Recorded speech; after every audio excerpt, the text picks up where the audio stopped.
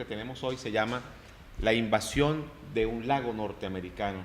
El área de influencia es el Golfo Pérsico, son los países del Golfo que están allí, los cuales se ubican entre Pakistán, el Mediterráneo, el Océano Atlántico, límite con el Océano Índico y hacia el norte con Europa. Y está conformado los países del Golfo, bueno, por Turquía, Siria, Jordania, unos más nombrados que otros, ¿no? Unos con mucha más bulla: Irak, Kuwait, los Emiratos Árabes Unidos, Arabia Saudita, Bahrein, Yemen, Irán y Omán. Es donde están las importantes reservas de petróleo y los cuales los Estados Unidos han puesto como una área prioritaria. Geográficamente ellos han dicho que eso les pertenece. Eso lo han llevado adelante con la doctrina Carter. La doctrina Carter, Jimmy Carter era presidente de los Estados Unidos en los años 79, 80, y luego que los iraníes, que es un país persa, que tiene 1.750.000 kilómetros cuadrados, que su capital es Teherán, que está ocupado por 75 millones de habitantes. En 1979 llevaban adelante la revolución islámica. Los ayatolas derrocaron al Shah de Irán, que se había montado en el poder a partir de 1955. Y los Estados Unidos le dejaron al Shah de Irán como toda la diplomacia, toda la fuerza, un Shah fuerte, represivo para toda la región, hasta que el pueblo lo derrocó. Mientras ellos estaban en Vietnam, ocupando Indochina en toda la época de los 60, 1967, en la de Saigón, hoy ciudad Ho Chi Minh. Y cuando los iraníes llevan adelante la revolución islámica y atacan la embajada y a todos sus funcionarios los secuestran, los ocultan por 444 días, y los 3 intentos de operación militar de los Estados Unidos fracasaron. Entonces los Estados Unidos lanzaron la doctrina Jimmy Carter, lanzaron más bien lo que yo he llamado la Cancillería Carter, y hoy está la Cancillería McCain, mucho más represiva en estos tiempos, que ha derrocado no menos de 20 mandatarios mundiales, entre eso la desestabilización en Venezuela, lo que se vivió en el año 2002 con el golpe de Estado y el paro petrolero, 2002, 2003. A partir de ese momento los Estados Unidos han dicho: nuestro pateadero, nuestro sitio de extraer petróleo, nuestro lago de asfalto, el lago norteamericano, es el área del Golfo Pérsico. Entonces, bueno, a partir de ese momento la lucha mundial ha sido por la toma de importantes pozos petroleros. El área del conflicto, geográficamente, amigos, es esta cruz que está acá. Es el área de conflicto, es la que se da entre los paralelos 20 y 40. Y bueno, y los Estados Unidos, a pesar de que estos países africanos y los países del Golfo Pérsico, sobre todo los africanos, fueron tomados por los países europeos, ellos también empezaron a hacerse con un pedacito, también a ocupar un puesto muy importante en esa región. Recuerdan que esto era el Imperio Otomano, esto era un mosaico, esto sigue siendo un mosaico de intervenciones, sobre todo después de la Segunda Guerra Mundial.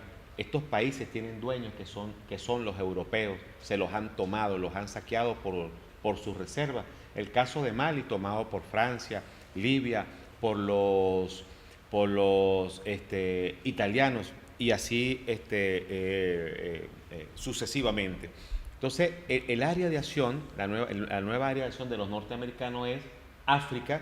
Para eso lanzaron en febrero del 2007 el Africón, el mismo día que llegaba por una visita oficial de 12 días el expresidente Hu Jintao de China. Llegó una visita oficial al África por 12 días, y ese mismo día Bush, en el 2007, le lanzó la fuerza multinacional del Africón. Le dijo al mundo: creamos el Africón para darle la bienvenida a China y enfrentarla. Entonces, el lago norteamericano que les hablo es el área del Golfo Pérsico y la zona africana, ¿no?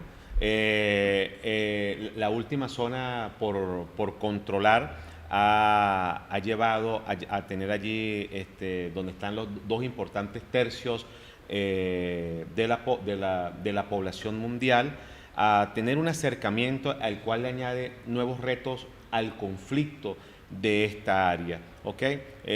Toda esa área la han visto como un mercado abierto, y bueno, indudablemente que por las importantísimas reservas, el Golfo Pérsico es irresistible para estas potencias. BP, Vistin Petróleo, ha dicho que en esa zona se guardan más de 737 mil millones de barriles de petróleo. ¿Okay? Eso es algo así como el 61% de las reservas mundiales de crudo. 12 de ese por ciento está entre la zona de Europa y Rusia, un 10% en África, y bueno, más cercano hacia acá, hacia nuestro continente, se ubica de la reserva mundial más del 9% de petróleo de todo el planeta, en el cual nosotros tenemos un importantísimo espacio, ¿no? Estas son las reservas en miles de millones de barriles que hay en esta región, los países que más tienen. Vean ustedes que la mayoría de ellos son de las petromonarquías. De los 6 países de las petromonarquías, 4 son socios en la OPEP, son nuestros socios. Ahí está Arabia Saudí, Kuwait, Qatar es de la OPEP, Omán no está en la OPEP, Irán, que son los persas, y Bahrein, que es un archipiélago de 33 islas que tampoco está en la Organización de Países Exportadores de Petróleo.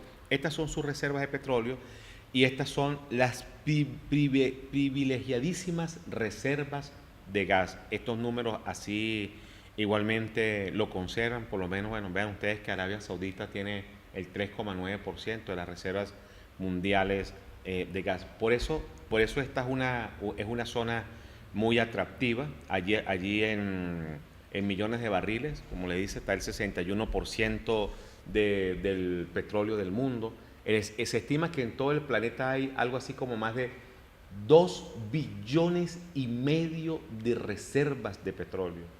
1 billón de esos está en Venezuela, que son los crudos no convencionales, que somos el país que más tenemos. Y les hago este es en gas, ¿ok? Nosotros en gas somos la reserva número 8 del mundo, la posición número 8, y la primera en Sudamérica. Y este mundo industrializado, bueno, ha hecho todo su crecimiento, su desarrollo, la concreción de muchos gobiernos a partir de la explotación del gas y del petróleo. Esta comparación que les hago es como en aquellas regiones, entre varios de esos países, hay enormísimas reservas. Y vean ustedes cómo los Estados Unidos y la OTAN no han escatimado ningún esfuerzo militar para ir tras esas tomas. ¿Qué se puede esperar de nosotros? Una región comparada en América Latina frente a estos 3 continentes más deshabitada. Nosotros aquí somos 1.000 millones de habitantes, tomando desde Estados Unidos, Alaska, los 36 países de América Latina y el Caribe, nomás ahí somos casi 600 millones, Estados Unidos 300 más. Esta es un área de 1.000 millones de habitantes, mientras que aquí hay 6.000 millones de habitantes. Por supuesto que las mayores reservas de gas están aquí, en Rusia, los que le pasan más de casi un 40% del gas a toda Europa. Europa depende del gas ruso.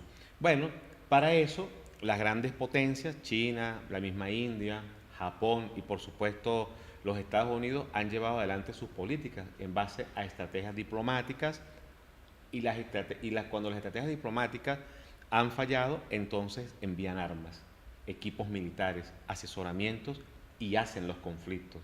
Y aparte de eso, algunos países, como el caso de Nigeria, que es de la OPEP, en algunas oportunidades les han dado préstamos más altos que incluso los que ha llegado a escatimar el Banco Mundial y el Fondo Monetario Internacional. Todo para dejar que esos yacimientos de petróleo sean controlados por China, por la India, por los Estados Unidos o por cualquier país europeo. Desde 1970, Estados Unidos ha dominado la zona y considera los movimientos de otras potencias como muy graves. Y han establecido, bueno, que ese es su pateadero, que ese es su lago, su área de navegabilidad a toda costa. Y para eso han emprendido la mayor cacería mundial de armamento y de guerras y de conflictos en toda esta área. La doctrina Carter, lanzada en 1979, 1980, ha considerado que toda agresión de otra potencia hacia esa área o inversiones será inmediatamente repelida por los Estados Unidos. Y esa doctrina se puso en práctica sobre todo a partir del 2 de agosto de 1990, cuando Saddam Hussein, quien había llegado al poder en 1979, también colocado por los Estados Unidos y que generó de una vez una guerra de 10 años con Irán, se atrevió a invadir a otro país de la OPEP, Kuwait. Hussein, a partir de ese momento, estaba sentado sobre las reservas del 10% de las reservas mundiales existentes en el planeta. En ese momento, en 1990, es cuando se está acabando la Guerra Fría, se cae el comunismo, ya no hay contra quién pelear, se cae el muro de Berlín, se reunifican las Alemanias, se desintegra la Unión Soviética.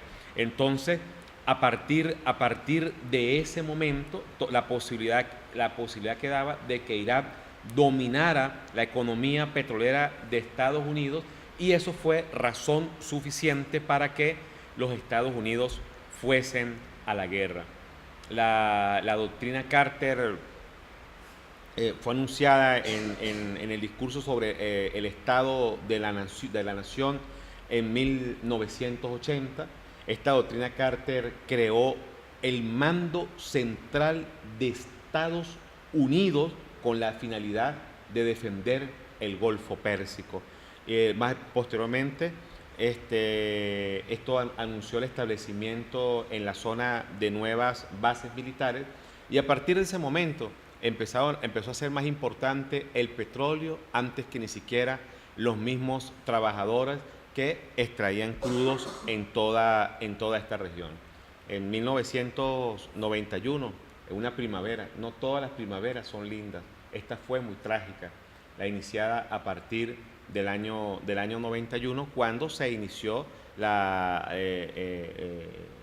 peor asfixia hacia un gobierno, limitándole su espacio aéreo por algunos paralelos, y la política de intervención norteamericana, que luego el derrumbamiento de las Torres Gemelas en el 2001 y después de haber invadido Afganistán en el 2002 con la operación aerotransportada más grande que se haya llevado a toda la humanidad, la Centratras, una operación que llevó 120.000 hombres y mujeres de Clinton a Bush, y llevó 120.000 hombres y mujeres lanzados como paracaidistas, los SEAL, para tomarse Afganistán, país con enormes reservas de gas.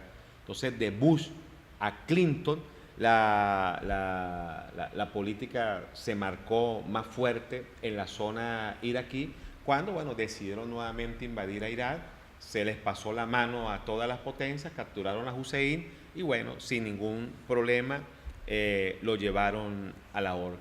Por eso que asistimos a una región sin Torre de Babel ni Mil y una noche. Asistimos a una hora trágica de la humanidad, lo cual ese conflicto de intervenciones se ha llevado nada más y nada menos que el aniquilamiento del 5% de la población iraquí. No menos de 1.500.000 personas han sido asesinadas. Y lo que ha habido en Irak es una terrible guerra civil, un derramamiento de sangre acelerado. Hoy operan alrededor de 170.000 mercenarios entre Irak y Siria y llevan adelante el califato islámico, otra especie, otra pantallería edulcorada por el Photoshop mundial para decirle al mundo que estamos amenazados por una fuerza terrorista y que lo que hay detrás de todo esto, aparte del asesoramiento norteamericano, es garantizar un flujo constante de armas a la región. La economía movida por el control petrolero, por las importantes reservas y por el desarrollo de las armas.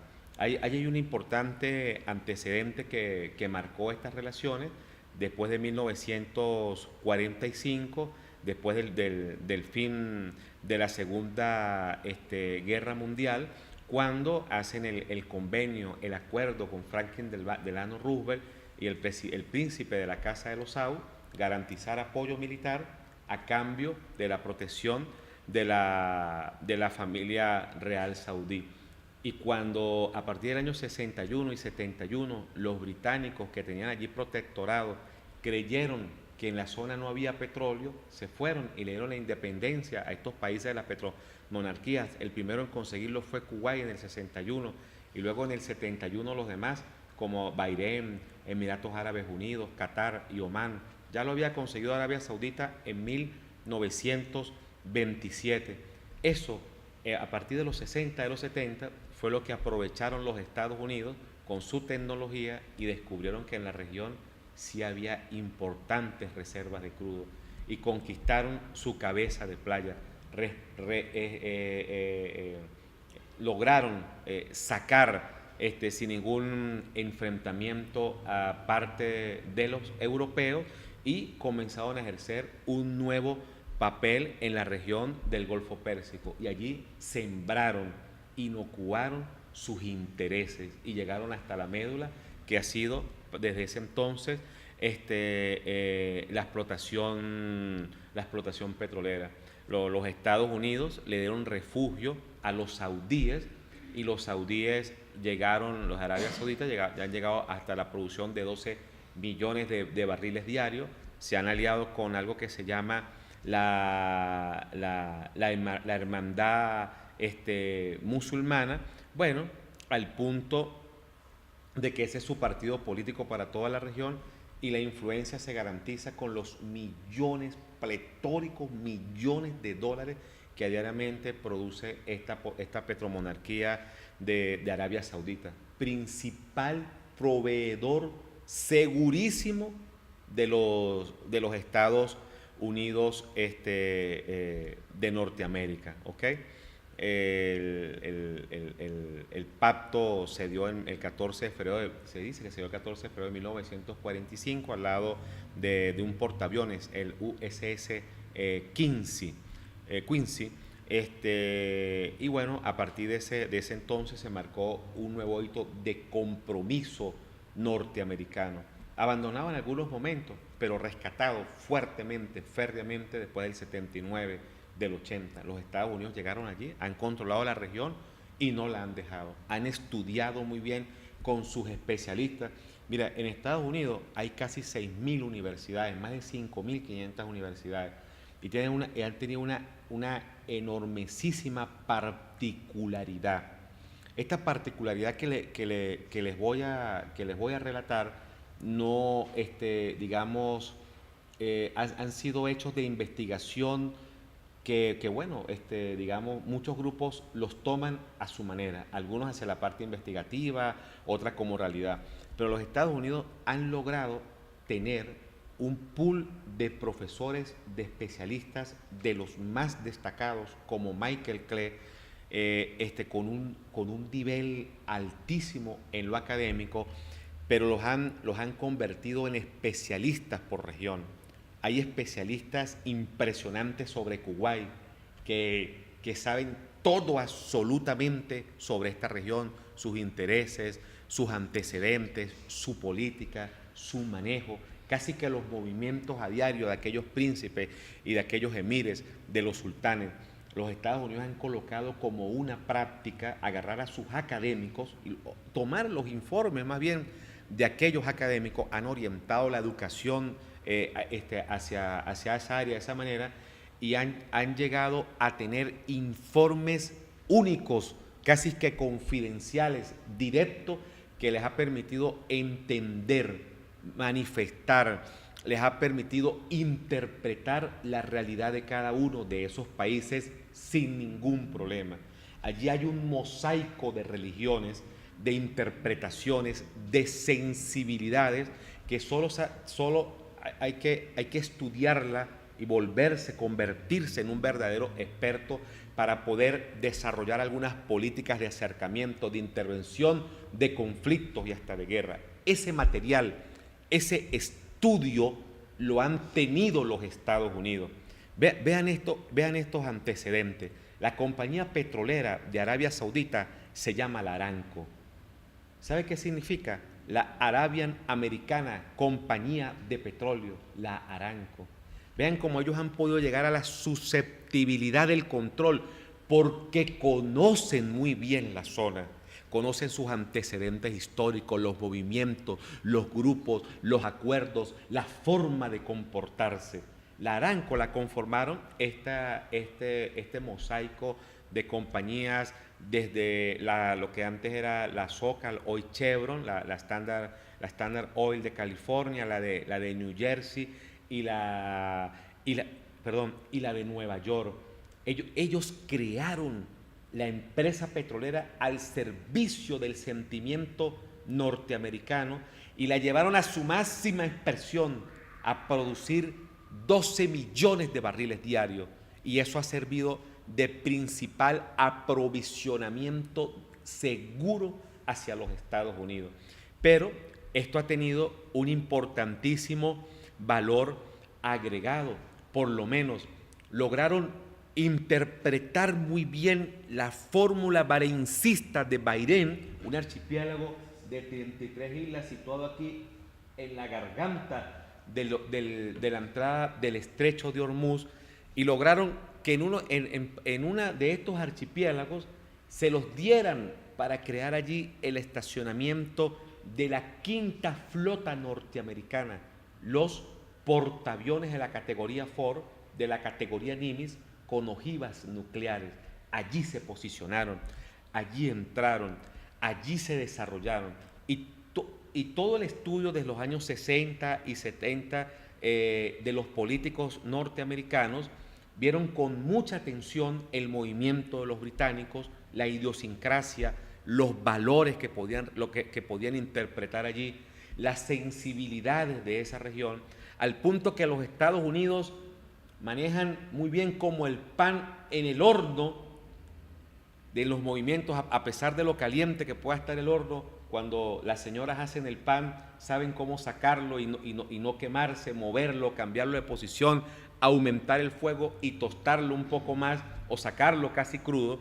Bueno, los Estados Unidos saben todo el movimiento, la conducta, la forma y la fórmula de todas las interpretaciones de todos estos grupos en la región, y es lo que les ha permitido desde crear aquella encomienda que le hicieron al Chad desde los 70 al año 79, las inversiones militares, y tener allí los representantes propios árabes allí en toda esa entidad, mientras se ocupaban de la invasión de Indochina, mientras se ocupaban de la invasión a Vietnam, mientras se ocupaban de hacer una guerra interna civil y de crear Al-Qaeda en Afganistán, cuando en 1979 la invadieron los rusos. Ese mosaico de interpretación geopolítica ha sido muy bien manejado por los Estados Unidos, y han tenido allí sus encomiendas, sus movimientos y su gente. ¿Todo en qué? Bueno, todo en la supervivencia económica de los Estados Unidos, del petróleo, la cual se radicaliza aún más luego a partir del 1990 en el nuevo concepto de la guerra. ¿Qué tenemos hoy en Irak? Lo que los Estados Unidos han creado y han querido: una guerra civil, un enfrentamiento religioso entre chiitas y sunitas, una actividad de la violencia criminal, ¿ok?, en esa región, Esto indudablemente ha bajado los niveles de exportación de petróleo. La verdad verdadera de esto es llevar a Irak a 9 millones de barriles. Y cuando esto no logra conseguirse, hay que desestabilizar otras piezas del mosaico de la región. Libia, Argelia, Túnez, Siria, y en el nuevo concepto de la guerra, esa región indudablemente que se desestabiliza nada más y nada menos que con mercenarios. El Pentágono actúa, ha creado megabases en la región y saben y han utilizado la insurgencia iraquí para llevarla a algo que siempre han hablado cuando están las mayores crisis, un califato islámico, la mayor amenaza. No le tiemblan al llamado de una yihad, de una guerra santa, pero con los medios del Photoshop de los medios de comunicación quieren hacer temblar al mundo de que hasta Occidente van a llegar aquellas supuestas bandas de terroristas. Y lo que hay allí en la región es un involucramiento severo, radical, de los grupos que hacen vida allí, que alguna vez quisieron vivir en paz y que hoy tienen que enfrentarse y derrotarse unos a otros, o si no la pentagonización, la balcanización se los va a llevar por delante. Atentados, ataques suicidas, detenciones de miembros de Al Qaeda, ¿ok? Entrenamiento, equipos militares. Muchos de los actuales líderes estuvieron encarcelados, conocieron las cámaras de tortura del Chad, los que hoy tienen el poder en Irán, el eje del mar de Bush señalando a Irak, a Corea del Norte, a Irán, bueno, y el primer país que se han llevado por delante es Irak. El próximo objetivo, el más fuerte, puede ser Irán, pero para llegar a esa perla, a ese bastión, a esa fuerza, primero empiezan a socavar el mosaico. O sea, los países que están allí en esta área, ¿no? Irán, por supuesto que inquieta a Washington. ¿Por qué? Porque son los dueños del estrecho de Hormuz y por allí pasan 17 millones de barriles de petróleo y algún día lo van a cerrar y el precio va a llegar a $300 y ahí vamos a estar ensayando las entradas a una posible tercera guerra mundial, porque el próximo estrecho, el que está por acá, el de Malaca, el que pasa hacia China, también se va a ver interrumpido, porque en toda esta área, amigos, del Océano Índico está el desarrollo naval de flotas, de submarinos, de portaaviones. Por eso allí más arriba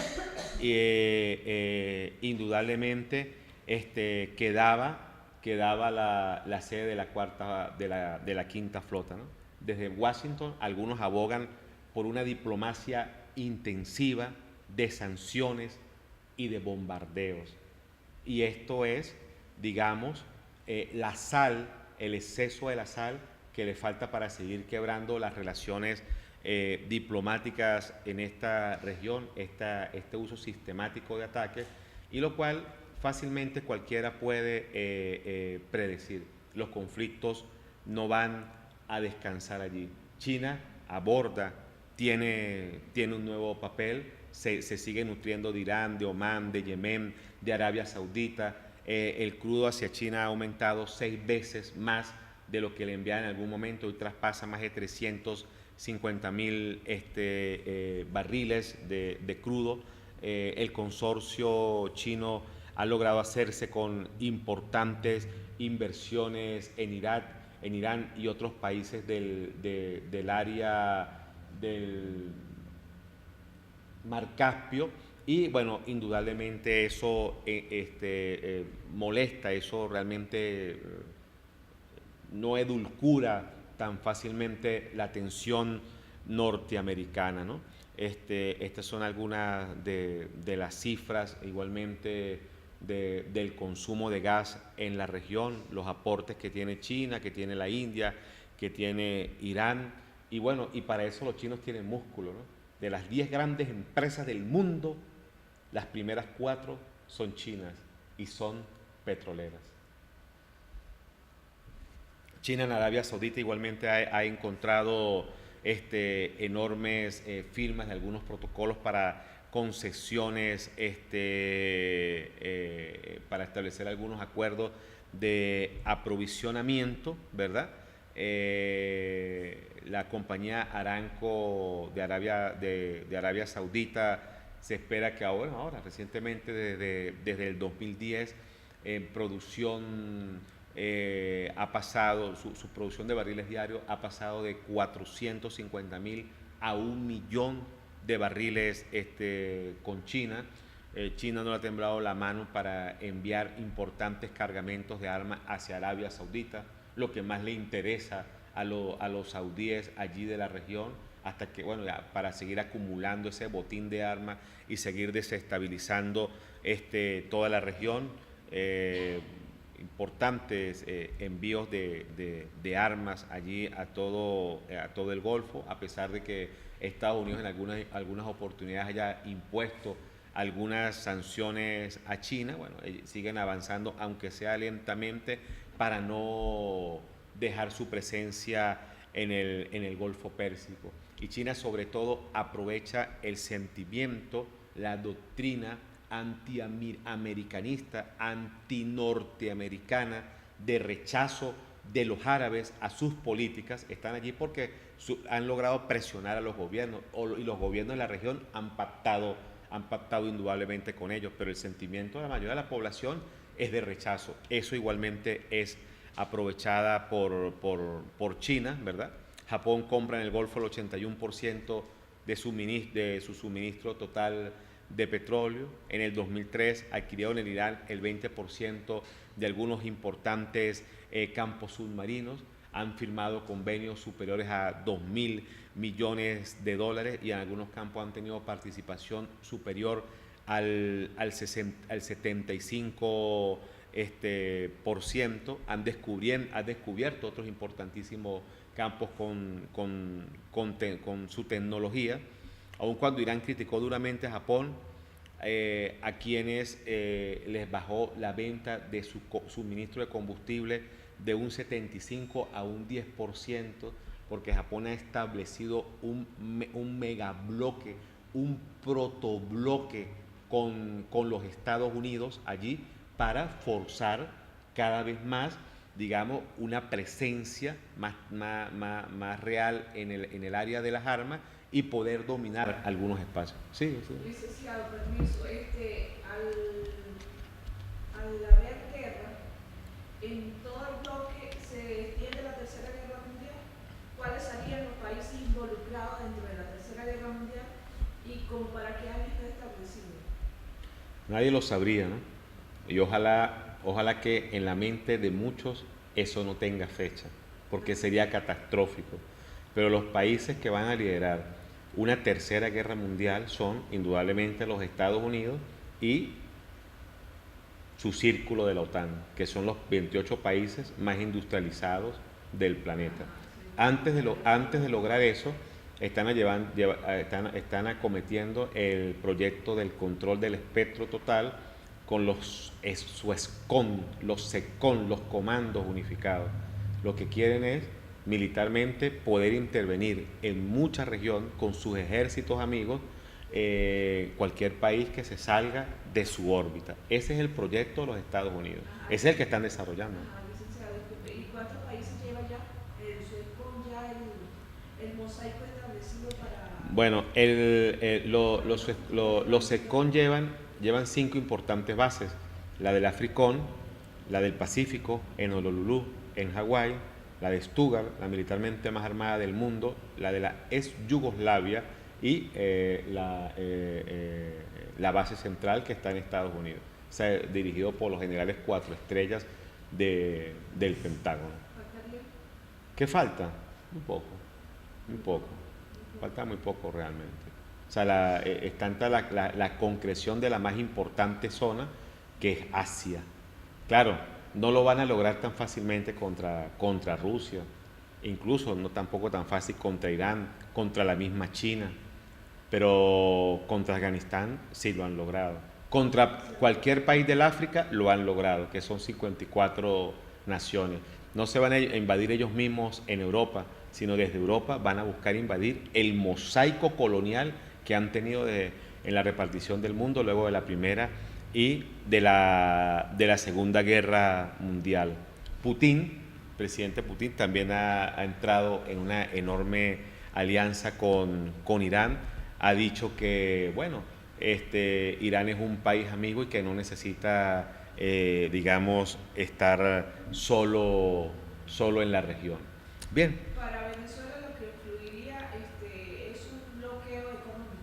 Bueno, recuerde usted que del 14 de mayo al 27 de mayo del año 2001, la OTAN, con un país que pertenece a ellos, que es España, llevaron adelante en las costas del Pacífico, en el llamado Mar Caribe, perdón, del Atlántico, en el llamado Mar Caribe, la Operación Balboa.